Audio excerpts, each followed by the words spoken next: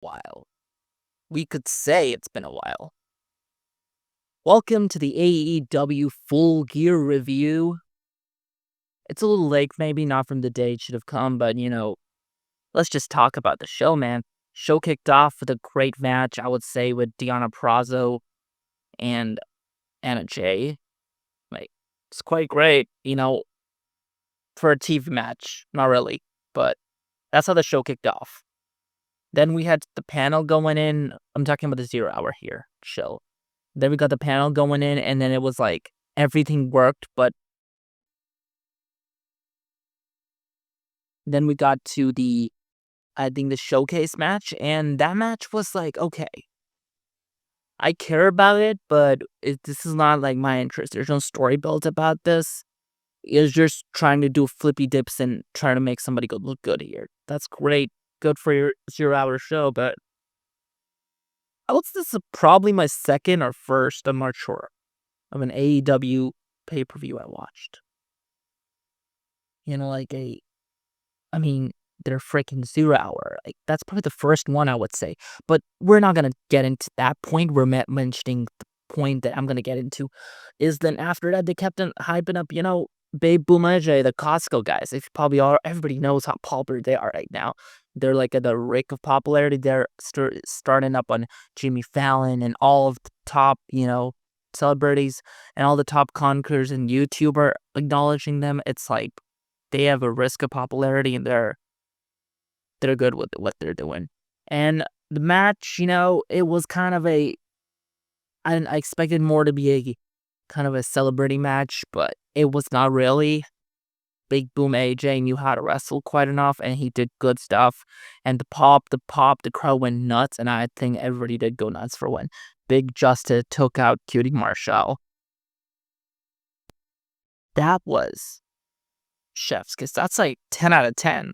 10 stars, bro. This might be like the greatest okay match of all time.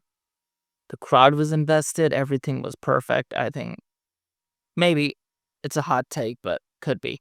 All right, the show kicked off with a low that I'm going to discuss.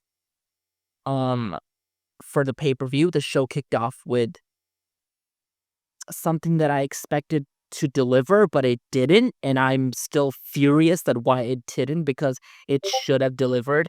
They had such good talent worked up on it. They had the Acclaim, they had the House of Black, they had the new tag team champions, right? And they had the old guys. I forgot their names, really. They're doing a throwback gimmick, right? Probably you guys will tell me in the comments what they are, but I really don't know. I don't know their names. I'm not, because I don't watch that much AEW, but recently, because their product has been so damn bad, we're gonna probably discuss this in the future Wrestling is Here podcast videos, podcasts I meant, but screw that. We're talking about this point here. That this had potential to deliver, especially you're kicking off a show where you're starting off the match that people think is going to deliver. It's going to be one of a best tag team match. Great, it's going to be a fun match. It wasn't. The crowd's hating on Max Caster. And they're like, in that scenario, which I don't know that much about because I'm not paying attention with other stuff in AEW. I know what's going on with Mox and stuff. I'm catching up with that. Hurts indicate, sure. Big Boom AJ's thing in AEW, like I would say, sure. I know what's else going on, but I'm not paying attention to the little stuff that's not really meaning for me to watch AEW. So, yeah, they didn't prove anything. They showed there a bunch of fucking no jokes to kick off a opener. This was so stupid. Literally. You had so many other matches could do so well for an opener. When a general manager, when a booker books a match, he can prove that he knows what he's booking, but Tony Khan doesn't. And he booked a terrible tag team match to kick off the show. Was not too hype about it. I was like, I thought it's gonna deliver. It was meh. It was confusing. It was like, why are we seeing this? And I pray that Alistair backed people. I pray that he goes back to WWE because the way he's been booked as Malachi Black in AEW is a tragedy. When he first came in AEW, people were like, "Oh, he's big, he's popular, he's the guy, he's this, he's this." He took out Arn Anderson, he took out Cody Rhodes. People hated Cody. They popped for that. Good job. But Arn Anderson, you know, he was taken out. Cody was taken out. What was there for Malachi Black to do, really? Really? And soon after, I think the early 2022, Tony Khan put him in a tag team. And then then Julia Hart joined in as Volitron, which was not a bad thing for the faction, but there was nobody like they're not really showcasing Malachi Black. Like he lost to Adam Cole, which I'm not really gonna buy into it because this guy was one of the most menacing guys, and when he's losing to Adam Cole, like Adam Cole's pretty dangerous, but his gimmick, he's so cool the way he's booked. But again, he's booked terribly as well. He keeps on losing matches. He's not being booked as a threat, really. I can take him seriously. I want to take him seriously. I feel like there's part of me that he's so cool, but with the way he's booked, I can't understand what they're doing with him. So this tag team match in general, the old 80s guys are running the 80s gimmick right now. I felt like that's cool. That's a little cool thing. But this whole shit show and freaking champions Isaiah Cassidy and Mark Quinn. You kidding me? Like, why would you even give them a match like that? Because their match with the Bucks was damn really good. I enjoyed it. But this right here, dog shit, terrible. I can't even acknowledge it. I'm just not gonna rate it really. If I think I'll say something, it's a freaking 2 out of 10 for me. Bullshit of a match. All right, Roderick Strong versus MJF. MJF is probably filming his movie right now. Happy Gilmore 2. Adam Sandler, I think, So he's getting the big paycheck. And he's like he's one of the wrestlers, we can know that this guy is bigger than AEW. He is. He's much bigger than the company. MJF is like killing it in making movies and industry. He should just go to Hollywood, bro. Like he would be great over there, in my opinion. But yeah, he comes back. He's in a program with a stupid program. It's for me. It's an Adam Cole and MJF feud, which they're still dragging in that thing they're doing in the World's End. Okay, let's just get into this damn match right here. MJF comes out, popular as hell. Like, people wanna people have like feel like they're forced to boo him because he's not the heel in this storyline because they really don't want to, and he's so funny still. He can make you hate him. That's what he's doing right now. He's forcefully trying to make you hate him, but we just can't hate him, really, can we? And then Roderick Strong, and he has this match with Roderick Strong, which is a pretty good 14-minute MJF match, in my opinion. I thought pay-per-view MJF matches could go longer, but they didn't. But moving on from that, MJF is fucking fantastic at what he did. He really sold everything well that Roddy did. I think, and then at the end of the match, he made Roddy tap out. And then tries to break his arm. He literally does break his arm. Adam Cole doesn't come out and save him. I was kind of like, okay, Adam Cole just let him break his arm. And then they come out, and then Adam Cole comes out, and he runs, and Tony Schiavone, like, no. Okay, the match is pretty good. It's a point up for me from the start. I would have still loved it if this kicked off the show, rather. MJF comes out. Tony Schiavone's he's running out of the freaking crowd, and Tony Schiavone's like, "You coward!" That's what MJF's best at. Like, I'm not gonna buy into whatever Tony Schiavone's saying. Tony Schiavone has just been, I felt like, Tony Khan's baby right now. So, anyways, it was Mercedes Moné versus Chris Styler. Asha Banks, she was supposed to be the big star who's gonna have some great wrestling matches. And in my opinion, she had a great wrestling match finally. A legit show stealer. This match was awesome, man. Like, freaking from the start to the finish, that how they were building up as that, Mercedes Moné is, big friends, but Trish Strander's not gonna die, and she does not let it go. And then the way that they end the finish, it was built so good. I don't know who was the coach and who was the producer for this match. Probably they don't need a coach because maybe they do, but maybe Chris Tyler needs one. The Mercedes Moné probably didn't. But who produced this match? I gotta give it to you. This was perfect. Production, everything. I loved how this was produced. I loved the everything about this match, man.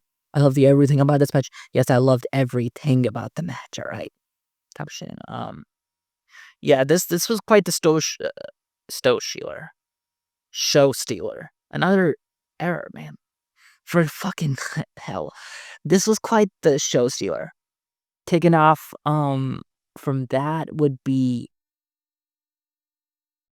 what would I say kicking off? No, not kicking off. Hangman Adam Page versus Seth Swerve Strickland, Jay White, because that feud's been going on for so long. I almost said Swerve. I'm a shit man. Fuck. Hangman Adam Page versus Swerve Strickland. That was some good stuff, man. I really enjoyed that as well. Start, I was like, okay, they're really not doing anything. It's like they're fighting each other. But they're not even like, it's quite slow build. They're tackling. They're doing technical shit, which is like, if these two really hate each other, Hangman wants to beat the crap out of him. He rather would start. This should become a no disqualification match because I think it should have been. But they ended up building up to it. It was a slow build at the start. It was a bit rocky that I didn't like it too much, but it really got good and I really enjoyed it at the end. And now again, from the show stealer, that was Mercedes Moné versus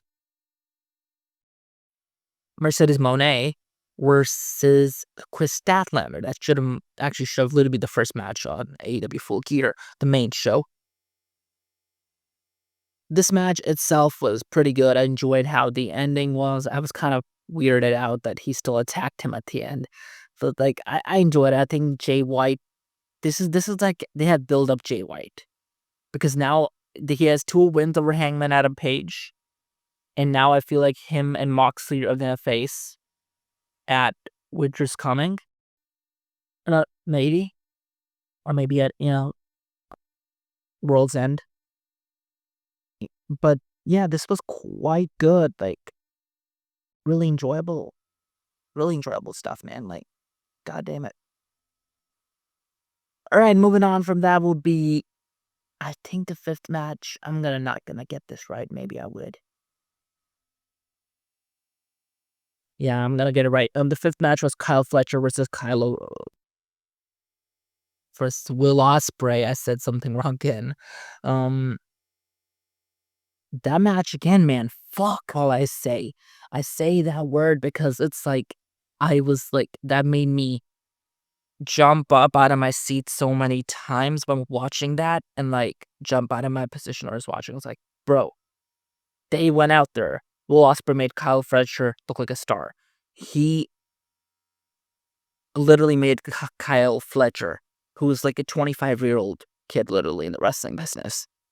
He put him out there and he made him look like a star. He sold things so well, and he also didn't hold back. He kept on fighting, and it was perfect. It exceeded my expectations, really. I did not expect Kyle Fletcher to win that match, really.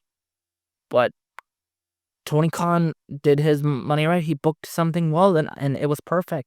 And listened to Ospreay's ideas that we should make Kyle look like a star, and they really made Kyle look dangerous. And now he's going to be probably one of those guys in the C2, the Clun Classic. The second one, right? So I'm really ready for Kyle Fletcher's push because, boy, that match was fantastic. They lettered each other. The kicks were great. It was kind of a powerhouse match, a little bit here and there. He was kind of like beating him up. He was quite dominating in the match. And the freaking brain buster to end that match, bro. And the sequences, there's something about Will Ospreay that nobody understands. People say he's just doing flippy dips, and people understand who Will Ospreay really is because they're just saying he's a gymnastics performer. It's already, there's more about him. That's why they call him the aerial assassin, because he is that damn good. He shows out the crowd that, my God, that I am this and I'm supposed to be this. And yeah, so Mina Shirakawa, the segment between them, which was like, oh, Tony Storm's coming back. There were like speculations because Tony Storm said, she's retiring or something. And there were big rumors of it. Oh, she is retiring. And people were really like, this is where Tony Storm comes back and we get into that scenario. But it was not what happened. Mariah May and Mina Shirakawa have their match. I apologize for that because I'm not used to her name that much. Just recently started watching her around maybe last year, 2023. So, she's probably a big star in Stardom and was probably I'm not that much part of. Like, I don't watch New Japan that much. But not New Japan, but Stardom, the Japanese promotions, it's really not my thing. More of a, wrestling. I like wrestling in general, but yeah, I'm not really used to that because I'm not watching that much. So I'm sorry if I got her name wrong, but we're not gonna talk about that. I got my name wrong. We're gonna talk about this stupid ass segment. So Mina Shirakawa ends up having a party segment with her. I really felt like they're gonna kiss because that's the love of her life, apparently, Mariah May. And then she comes out and they don't really kiss, but they start dancing. And then she starts bringing the wine and then she's about to attack her.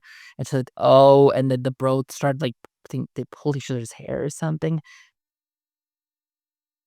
And they literally, and Mina Shirakawa just speared her off the stage to the table. And people say, and might have broken, and Nigel saying she might have broken her neck. This was a clusterfuck, literally confused. I don't know, and no words for this. Why was this even really a thing? Why was this really a part of the match? It didn't need to be, and it never should have been, but it was, and I'm kind of flustered about it. Why was this even a thing, really? And it's not really a match, my bad if I said that, but I'm kind of frustrated about it. Like, I'm confused. I don't get what's the part that people are trying to play here, but the backstage, Tony Khan, what he's trying to show here, because this was terrible.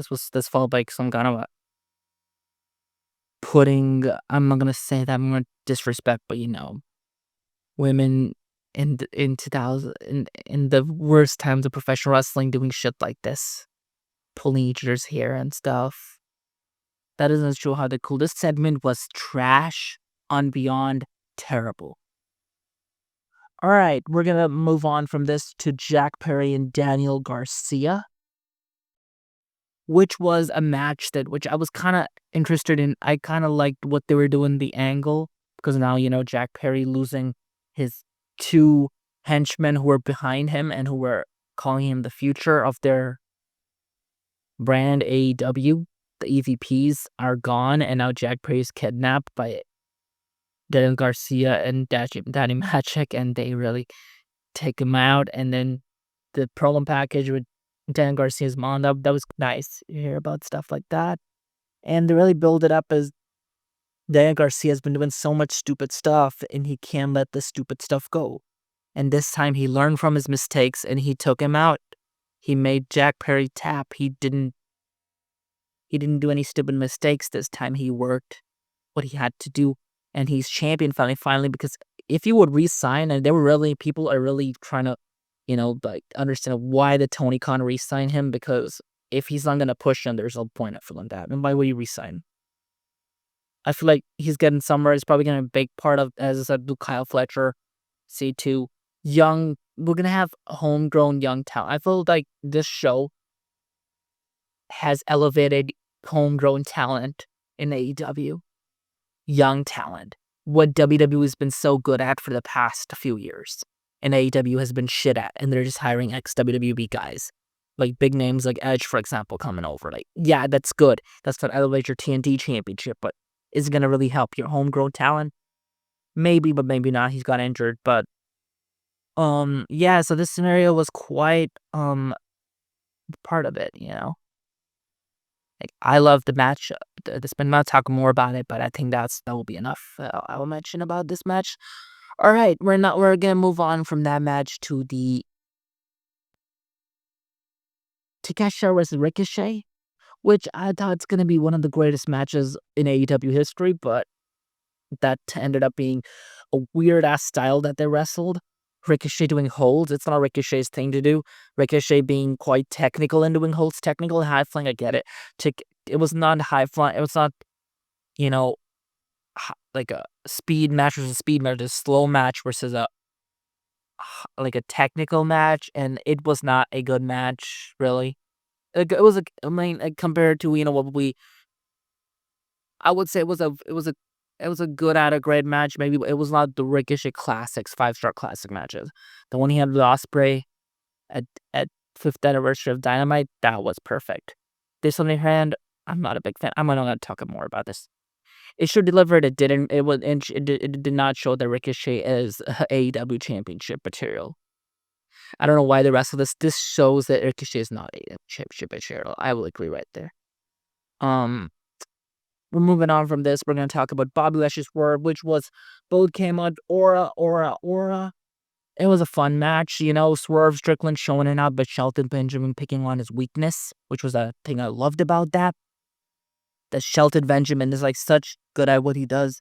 He's picking up Swerve's weakness, and then when Swerve tries to get a hand up, and Shelton Benjamin literally pulls it from his feet under. Like he's trying to exploit Swerve a little bit. And Bobby Lashley takes advantages in that scenario. And yeah, Bobby Lashley was still quite dominant at the start, but Swerve tried to get his hands. It's quite the fun match. Like Swerve didn't just get squashed. It was a hard effort, but Bobby Lashley ended up beating because that was the right decision. You're building up Bobby Lashley, who should be menacingly brought over from WWE now, and who has the most aura out of anybody in AEW probably. Popularity-wise, I think he's quite popular as well. So I think a signee that's finally working properly. Like they did not work well with Adam Copeland. Adam Copeland is fixed us right into the Christian feud. He should have been more of a like a. I felt like right into the Christian feud was rushed a bit, so I'm not gonna talk about more about that. So I really loved what they did with Bobby Lashley, and then and then Nana got choked out, and it was perfect. I loved all of it. Hurt Syndicate are killing it in AEW. Great, great match. Now to the main event, Jon Moxley versus Orange Cassidy, where the promo they kept on putting on November Rain from Guns N' Roses, which I'm gonna argue here, this match was quite good, and people are shitting on it, and I don't understand why you're shitting on it, because this match was quite. And again, I'm really also not calling it a match. This is the brawl. This was a fight. And I love this fight. Orange Cassidy didn't let Jon Moxley. This is a different Orange Cassidy we saw, who tried to get his upper hand, being like Moxley get strong, and it had the Sami Zayn and Roman Reigns vibe, under Shield member, getting out of their vibe like that, giving us a vibe like the dominant heel. That when Roman, we thought Sami's gonna beat him, but we were like, no, he's no way he is. But they had that glimmer of hope that he's gonna, and there were so many moments. He did, and this match was bloody, and Jon Moxley brutalized Orange Cassidy, literally beat the shit out of him, bloodied him, destroyed him. There's nothing I can say more about this other than how he killed Orange Cassidy, absolutely destroyed his head, like busted him open, took his ass out, you know. And Jon Moxley himself didn't bleed, but he made Orange Cassidy bleed a lot, and I think his hair was red. And then Orange Cassidy did a spot with putting his hands in the pocket, and I love that shit still. And it really took up the crowd, and I think I would say I really like really like this match, or a brawl, a fight, whatever. It was quite perfect. Everything Orange Cassidy and Jon Moxley did worked for me, and Orange Cassidy really sold everything Moxley was doing to him.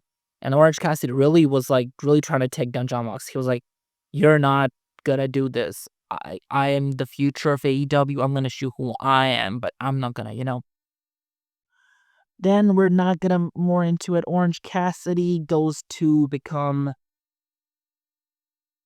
a unleashed monster, literally. That he's now he's literally going against what he does. he literally has to go dirty and eat him using a briefcase. Now we had interferences coming in with when Orange Cassidy had the upper hand and ended up, causing him more, but Orange Cassidy taking out John Moxley and then with a freaking briefcase. That was like, okay, what the hell did they just do there? And then bringing in, and then after he pins him,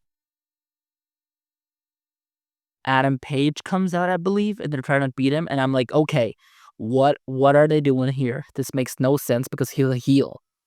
But I think people understood the fact that Adam Page stands for AEW, represents the soul of AEW, and he's like, he loves this place. And he comes out, Adam Page, and Moxley is like, what are you doing? You're just confused as hell. And then Adam Page moves along, and he's looking at him. Christian gives him the unprettier, and I really thought it's either Christian becoming champion.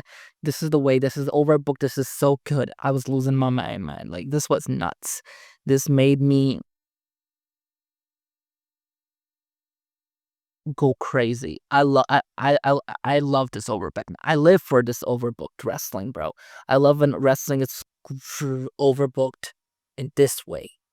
In this way, when wrestling is overbooked, it gets me. It gets me all the time. I get goosebumps. I was feeling, I was getting hot. I was like, oh shit, this is so good. And I was losing my mind when and I really was about to like say, you think you know me, and that Adam Copeland is gonna come out to cause Christian the championship or something. And I felt like, oh, we're getting into that feud, maybe even though Adam Copeland did not come out. And Pac did come, sorry, not Pac, Jay White came out. He took out Christian, a revenge from Christian Cage in their feud back in, I don't know when, and then we just see them running out of here, and then Darby Allin, I'm sorry, not, I'm gonna say it, but yeah, freaking Darby Allin was the guy who was in the truck who destroyed their truck, who were they're running out of here, and Maria Shifter is trying to take Moxley out of the arena, and like Darby Allin just rans into it, and then we see that it's actually Darby Allin.